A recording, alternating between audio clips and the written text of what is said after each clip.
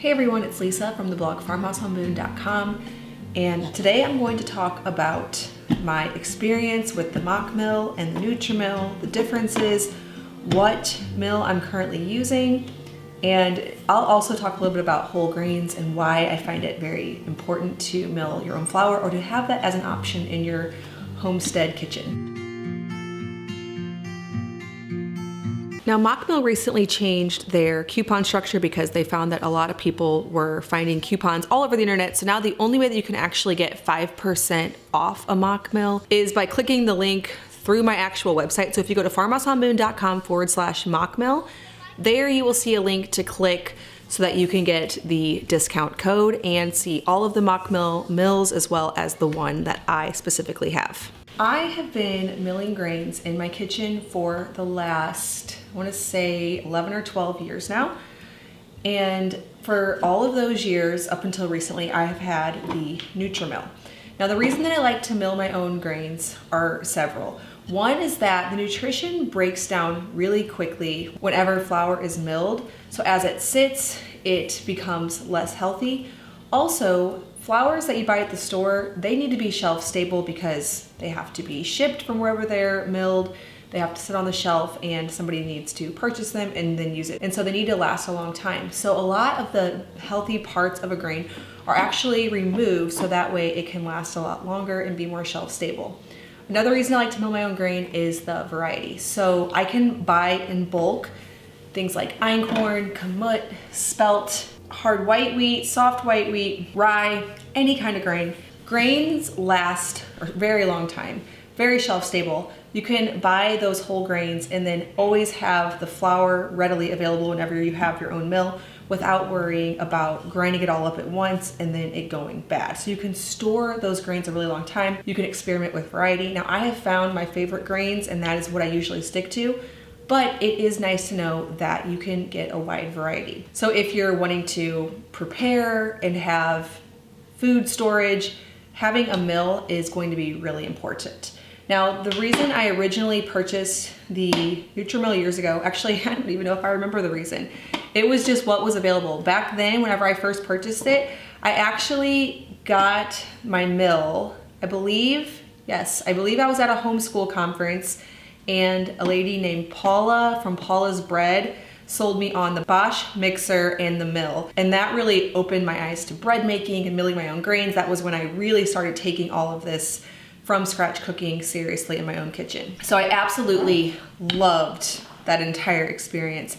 Now, more recently, I actually switched to the Mach mill. Now that does not mean that I did not like my Nutrimill, but I do want to explain a few differences and why I ultimately decided on the Mach mill. Now, the first reason, I'll get that out of the way. The reason that actually was the catalyst for the switch is actually fairly vain, and that is that it is prettier. It's the same reason that I switched to my KitchenAid mixer. I had the Bosch for so many years. I loved it. I passed it on to my aunt who's a big baker, and so it's in good hands. But because it took up a lot of counter space and it wasn't very attractive, I put it away all the time. And that was enough to keep me from using it. Whereas my KitchenAid mixer, I use it constantly because it's out. I don't mind it being out because it's pretty. And so it actually serves more of a purpose just by being beautiful. So in the same way, I knew that if my mill was sitting out all the time, that I would just use it more if it didn't take that extra step of getting it out of the pantry, setting it on the counter, getting everything out. That's always enough to stop me when I'm doing 1,000 different things in my kitchen. You know, there's a kid here, I'm burning the potatoes. The last thing I want to do is go dig something out of the pantry. And so that is why whenever I can find a tool that functions but is also beautiful, that is usually something that'll draw me to it. Now, after doing a lot of research though about the Mach mill, I decided that beauty was just one of the reasons. There was a lot more reasons why I actually ended up choosing this one. Also, it is slimmer. So if you have a larger kitchen, or maybe you have a walk-in pantry or some way that you could keep a mill like this out all the time, this one would make a lot of sense. But as you can see, the footprint is quite a bit larger.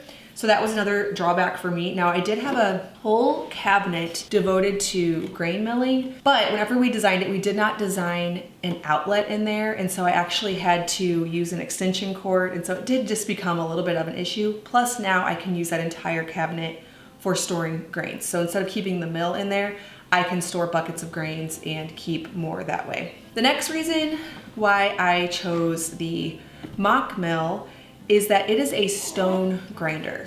So the way that it works, whenever it comes, if you order a Mach mill in the mail, you will see the inner workings of it. It is basically two stones that grind together. This means that it has a lot more settings. So you can go very, very fine, and you can go all the way up to where you crack grains or spices. So it has a lot more versatility. This one is what is called an impact grinder. So it's essentially stainless steel fins that burst the grains into flour, making a very fine, nice flour. Now it does heat up the flour a bit more. So if preserving all of the nutrients is an issue, this one heats it up more. But ultimately it wasn't a huge concern because there were some tests done that this one, the flour ends up being at the hottest, lower than 120 degrees, and that temperature really doesn't destroy nutrients. But it is something that some people like to avoid, and that is why they will go with the stone mill as opposed to the impact mill. Another thing that I've noticed since having the Mach mill, now this wasn't something I really thought about when I got it, but I will say that it's really nice, is that it's easier to clean. So whenever I go to use this, it's just sitting here, I plug it in because I have an outlet really close by, put a bowl underneath, and then it just shoots the flour right into the bowl.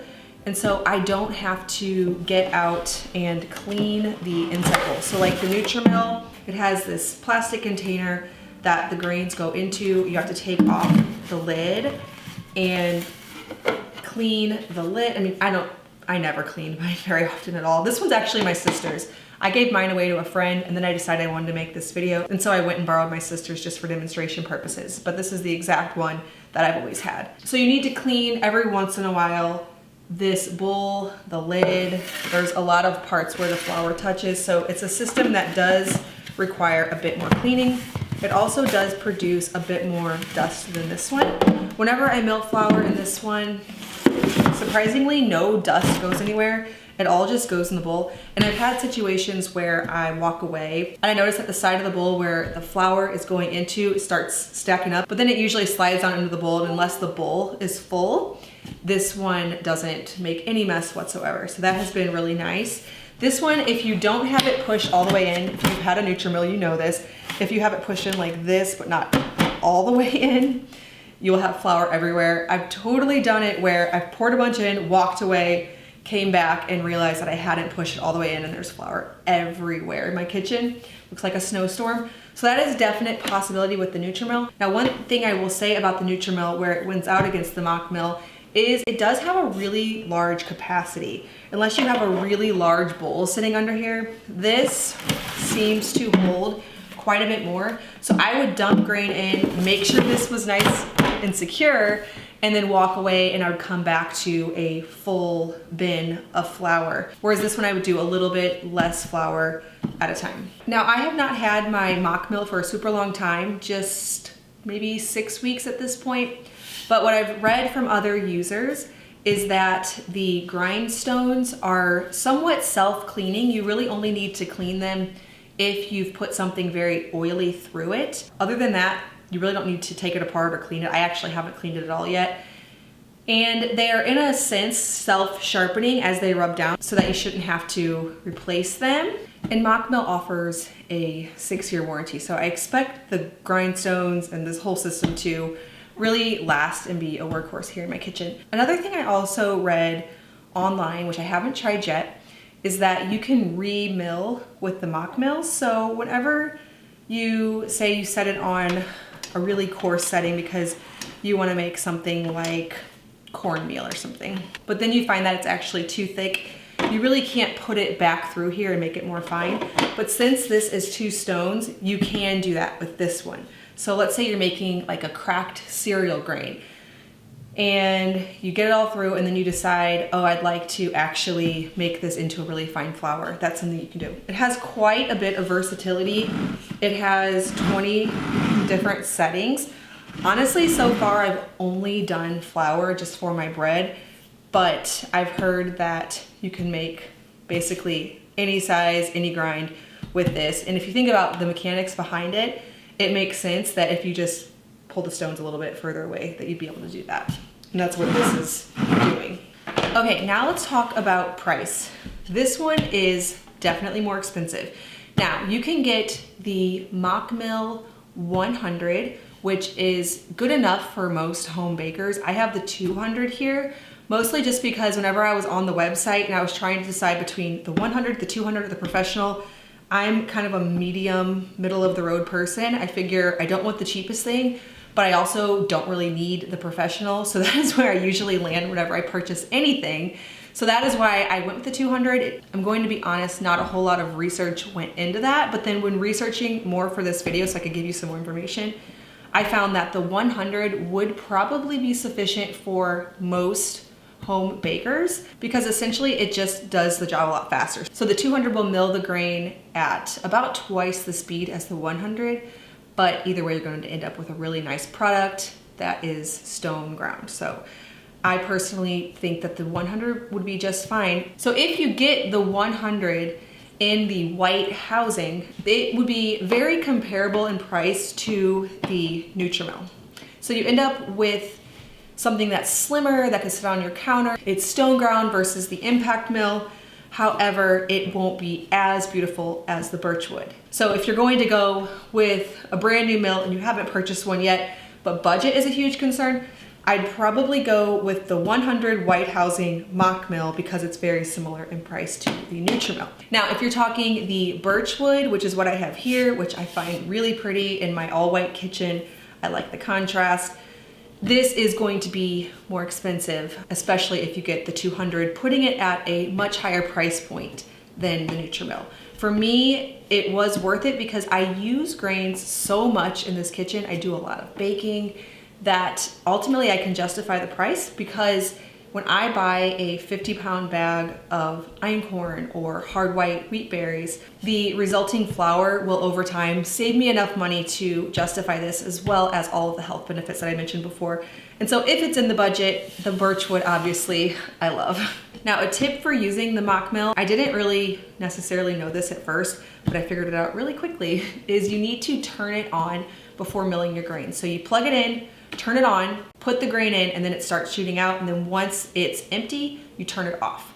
So you don't want to put the grain in, then turn it on. That does not work. And you'll have to take the whole thing apart, take out the grindstones to get the grain out, which is what I did. No big deal, but going forward, always turn it on first and you'll have no problem. It's smooth sailing. The flour comes out and it's light and fluffy and ready for baking. So I absolutely love this in my kitchen. If you want to start milling grains in your own kitchen, Mach Mill actually offered me a coupon code for my viewers, which I was very thankful for. Now, Mach Mill recently changed their coupon structure because they found that a lot of people were finding coupons all over the internet. So now the only way that you can actually get 5% off a Mach Mill is by clicking the link through my actual website. So if you go to farmhouseonmoon.com/Mach Mill, there you will see a link to click so that you can get the discount code and see all of the Mach Mill mills, as well as the one that I specifically have. And free shipping, which is an awesome deal. And I'm ultimately really happy that I went with this. It has really streamlined flour production here in my kitchen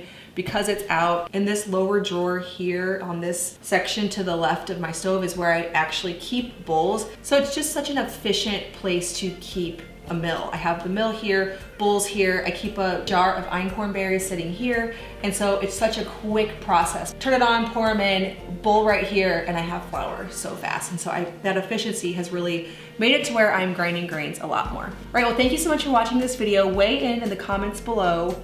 What is your favorite grain mill? Have you tried a few different options? Have you tried the Mach Mill? Let me know in the comments below. As always, thank you so much for watching. If you're brand new to my channel, please hit that subscribe button.